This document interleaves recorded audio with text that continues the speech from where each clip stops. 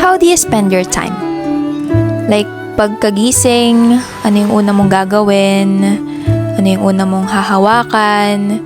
Tapos, pag nag-aalmusal ka? Or kapag bago ka matulog? And by looking at both sides of now, the good and the bad experiences, we are consuming time. Lahat may oras. Hi people, I'm so happy at the moment. Like, wow, I love my life. Thank you, Lord.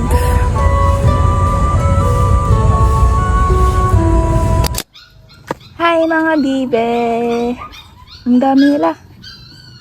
May papakita ko sa inyong mga cute na bibe. Excuse me. Hi. Galit sa akin yung nanay, oh. Hindi ko naman kukunin, boy. Hi, babies. Hi. Ang cute. Gusto ko silang hawakan kaso galit yung nanay kasi hindi nga ako kilala, oh. Labas na ako dito. Kasi, aray ko. Labas na ako dito.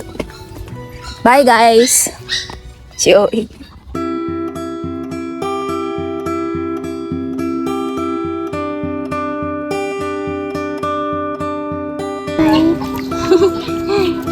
Geneva!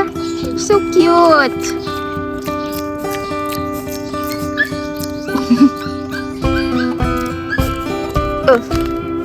Makeup with it.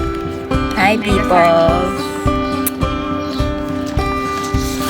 3, 6, 7. Oh, ito. 211, blank. Blank, 214. 212, 213. 279 blank, 281. 100. Ano? 279. 280. Review. Ay mabait na bata. Pangtangi. Sasabihin mo lang. Noun? O, anong noun? Tao ba kayo? Ano sila tanggal? Pangalan. Okay. Kami ay namasyal sa parke. Parke. Ano yun? Lugar. Bago matapos ang bakasyon ko, naalala kong I am getting older every day. Dati sasakit talaga paa mo pag yan ang suot mo, yung isa. Alin? Yan. Yung kanina niya pong suot. And most especially, growing every day. Kasi hindi ko yun sobrang napapansin pala talaga. Kasi sa sobrang daming ginagawa at iniisip. At akala ko, sobra kong napapahalagahan ng oras ko before.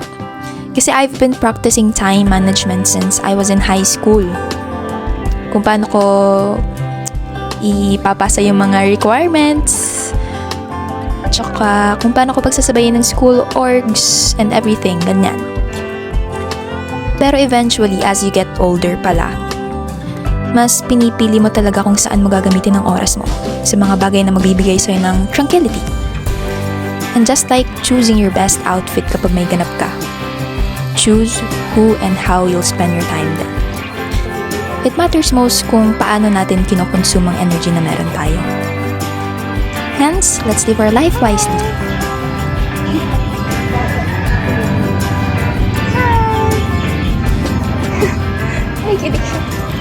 We're here sa likod. Hello.